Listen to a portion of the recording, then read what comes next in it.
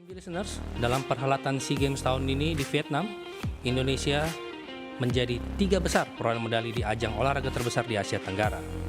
Tahun ini ada sistem baru yang diterapkan pemerintah untuk mengubah ekosistem pembinaan olahraga di tanah air. Berikut kita dengarkan informasi selengkapnya. Kementerian Pemuda Olahraga mereview total ekosistem pembinaan prestasi olahraga nasional, sehingga lahirlah desain besar olahraga nasional dan telah dikuatkan oleh Perpres nomor 86 tahun 2021 yang menjadikan target utama pembinaan prestasi olahraga nasional adalah peringkat Indonesia di tingkat dunia pada setiap Olimpiade. Sedangkan Asian Games atau juga SEA Games ditempatkan hanya sebagai sasaran antara saja. Menpora juga kembali memaparkan bahwa dalam penentuan keikutsertaan kontingen Indonesia pada setiap multi-event olahraga internasional didasarkan pada hasil rekomendasi tim review yang terdiri dari para akademisi, praktisi, perwakilan KONI, dan juga perwakilan KOI. Saya ingin kontingen yang sekarang yang tadi disampaikan oleh Menpora lebih ramping.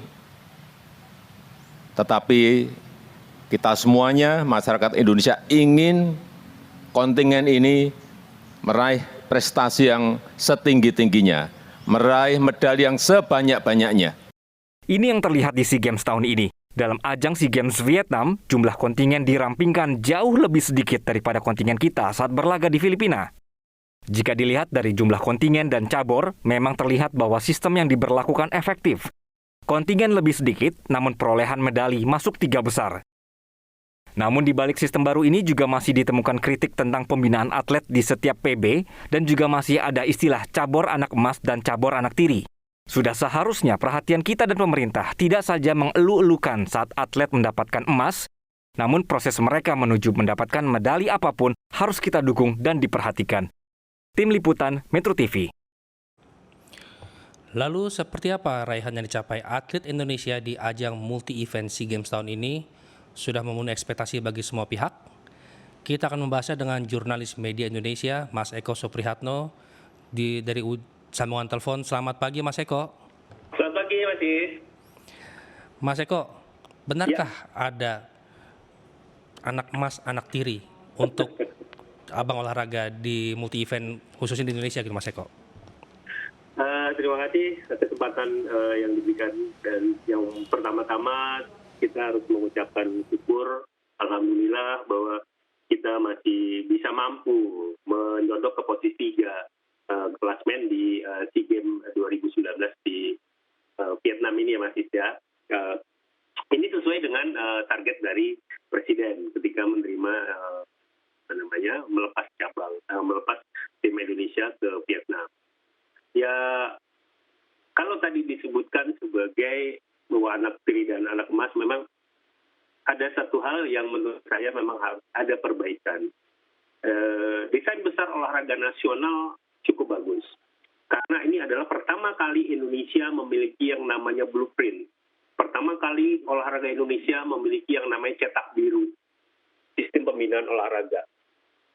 Ini cetak ini saya pernah saya pertanyakan ketika dari zaman dulu yang namanya Menpora itu Hayono Isman, kemudian beberapa Menpora juga saya pernah tanyakan ya. Jadi semuanya menjawab tidak punya, dan baru akhirnya memang sekarang ini menjadi satu hal yang cukup mengejutkan juga ketika kemudian menjadi cetak biru.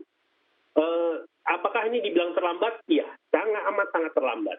Kenapa amat sangat terlambat? Kita bisa lihat bagaimana raihan cabang-cabang olahraga yang ada di SEA Games lalu, katakanlah basket misalnya, ini kan mencetak sejarah banget. Mencetak sejarah sepanjang pelaksanaan SEA Games, mereka bisa menumbangkan yang namanya raja bola basket Filipina. Kemudian kita lihat di sepak bola, ya nggak usah lah kita ngomongin sepak bola, tetapi yang ingin saya soroti adalah apakah kemudian naturalisasi dari pemain ini menjadi salah satu hal yang juga di DBON ini ya, di Desain Besar Olahraga Nasional. Kalau misalnya naturalisasi ini memang menjadi satu hal yang dalam sebagai sebuah kewajiban, maka menurut saya ini adalah meruntuhkan semangat olahraga nasional. Kenapa? Pembinaan olahraga nasional itu kan harusnya dimulai dari usia dini. Atlet yang hebat, atlet yang handal itu hanya bisa diraih hanya bisa didapatkan dengan sistem kompetisi yang sangat teratur. Kita tidak usah bicara prestasi kalau kompetisi kita juga tidak teratur, tidak bagus dan sebagainya. Jadi kalau kemudian muncul istilah anak emas dan anak tiri, saya tidak menyalahkan hal itu. Karena beberapa cabang olahraga seperti sepak bola misalnya. Sejak kapan sepak bola? Kan 81 kita meraih medali emas. Setelah itu kita nggak pernah lagi meraih medali emas. Kalau kita lihat sepak bola kemarin, ya masih bagus. Kita menang kos-kosan dengan Malaysia ya, jadi dapat medali perunggu. Kalau dilihat dari empat semifinalis di sepak bola, menurut saya timnas ini adalah yang mungkin ya mohon maaf ini yang paling kastanya yang paling rendah gitu. Kita tidak usah lagi mengulik dan lain-lain, tetapi inilah kejadian yang sebenarnya gitu. Jadi kalau tadi kan Mas Eko sudah menyandingkan bola basket yang bisa dibilang Indonesia meruntuhkan dominasi Filipina di ajang SEA Games. Betul. Lalu bola voli yang berhasil mempertahankan emas. Sepak bola ya masih dibilang perlu latihan lagi lah mungkin ya Mas Eko untuk mendapatkan emas itu. Lalu bagaimana dengan olahraga terukur lainnya Mas Eko? Nah itu dia, ketika kita bicara cabang olahraga terukur lainnya memang cukup lumayan ya, katakanlah bulu tangkis, kemudian dan angkat besi gitu. Ini juga sangat bagus hasilnya, walaupun memang mungkin ada sedikit meleset, tetapi satu hal yang harus diapresiasi seperti angkat besi. Ini memang dari 10 atlet yang dimunculkan, dikirim, tapi 10 atletnya semuanya membawa medali gitu ya. Tetapi ada satu hal yang mungkin harus dikritisi juga Mas Is. Ya misalnya di angkat besi ini. Kenapa sih harus muncul juga yang namanya Eko Yuli Irawan, Erwin Abdullah gitu kan. Mereka kan kelasnya kan bukan SEA Games.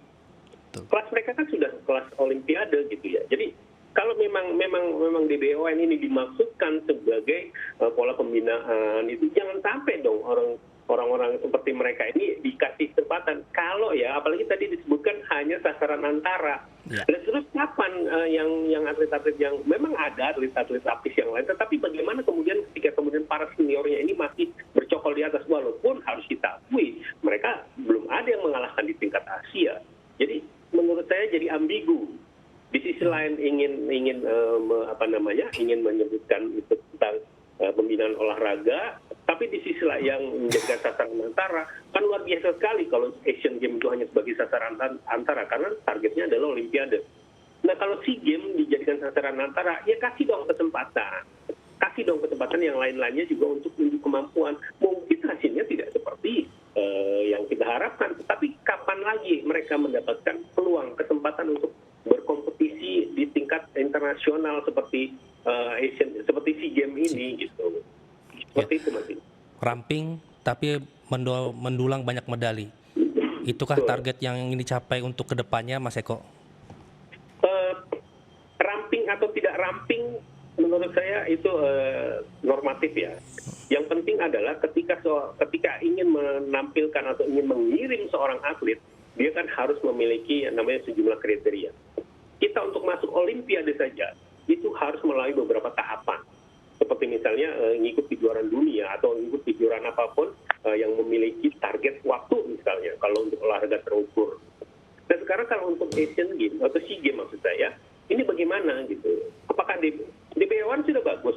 Jadi ada olahraga-olahraga yang kemudian menjadi prioritas untuk masuk di sana. Tetapi yang menurut saya yang harus semakin ditajamkan adalah, dan kalau memang ingin ramping, bisa berlari kencang, buatlah prioritas yang memang luar biasa ketat gitu ya.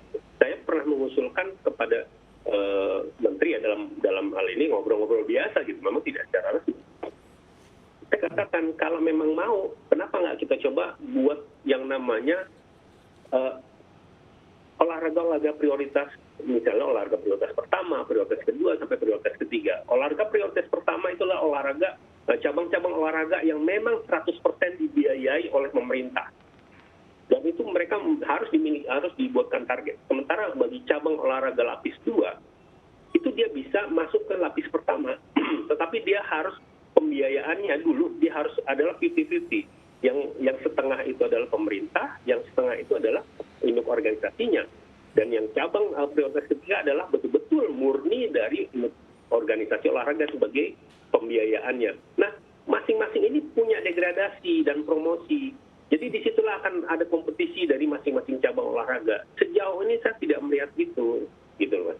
Jadi bagaimana Degradasi kita bisa dan membuat promosi. atlet- Nah, Iya, Mas Eko, betul. olahraga-olahraga dengan cabang-cabang olahraga lain di SEA Games kemarin kan banyak yang mendapatkan emas ya, Mas. Bahkan Betul. banyak cabur yang melebihi target dari medali emas gitu ya. Kecuali dalam pencak silat, Mas. Nah, menurut Mas Eko sudah ada perkembangan sih dalam perkembangan pembinaan atlet sekarang ini, Mas? Kalau dibilang tidak ada perkembangan sih rasanya naik juga ya gitu. Tapi kalau dibilang melejit ya enggak juga gitu. Pembinaan menurut saya memang sudah lumayan bagus gitu ya. Artinya dengan raihan medali ini saja kita sudah menjadikan atlet-atlet ini sebagai satu hasil yang bagus, yang luar biasa gitu. Cukup bagus. Jadi memang ini sudah menunjukkan pola pembinaan.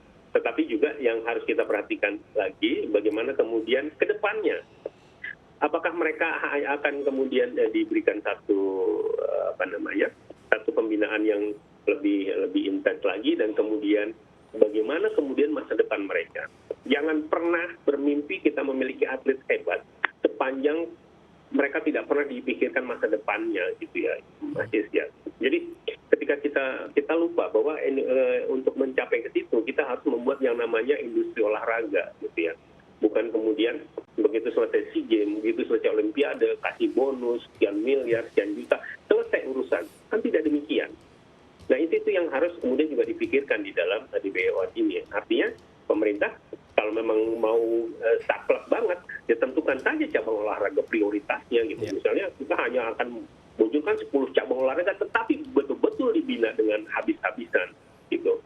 Kita lihat negara-negara Afrika deh, Kenya, mereka cuma bicara tentang lari maraton, tetapi mereka menguasai atlet seperti itu gitu. Nah kita kan kebanyakan cabang olahraga yang dibina, yang kemudian dia dikasih nafkah lah kira-kira gitu. Ini kan berat banget, gitu Mas. Baik. Industri olahraga, naturalisasi jangan terlalu dikencangkan ya Mas, karena butuh pembinaan yang sangat, justru pembinaan di daerah masing-masing justru yang harus ditingkatkan. Sangat setuju. Mas Eko, terima kasih Mas Eko atas waktunya, pencerahan hari ini. Selamat kembali bertugas dan salam sehat selalu Mas Eko. Salam sehat juga Mas.